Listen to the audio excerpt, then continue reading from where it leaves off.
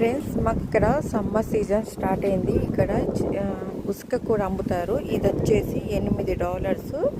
ఈ మట్టి వచ్చేసి $11. ఇది వచ్చేసి $550. బై గెట్ వన్ ఫ్రీ అని అన్నారు ఒకటి. ఇది వచ్చేసి $4. ఇది కూడా $11. ఇవన్నీ కూడా ఇలా మాకు బస్తాల రకంగా అమ్ముతారు. ఇది $7. ఇవన్నీ కూడా ఆల్మోస్ట్ $3.25. ఇవి ఇంకొన్ని చెట్లు.